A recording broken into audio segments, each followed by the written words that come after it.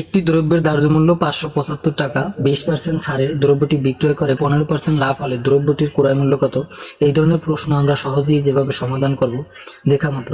এখানে ধার্য মূল্য রয়েছে 575, তাহলে 575 ইন্টু 20% ছাড়ে বিক্রি করে, অর্থাৎ 100 টাকায় 20 টাকা ছাড় দিলে থাকে 80 টাকা। 80 টাকা আমরা উপরে লিখব। এরপর এর সাথে 15% লাভ হলো, অর্থাৎ 100 টাকায় 15 টাকা লাভ হলো, তাহলে মোট লাভ হলো কত? 115 টাকা। 100-র সাথে যদি 15 যোগ করি তাহলে আসে 115 টাকা। এখন 115কে আমরা 5 দিয়ে যদি কাটি তাহলে আসে 23, এবং 5 দিয়ে যদি 575কে কাটি তাহলে আসে 115।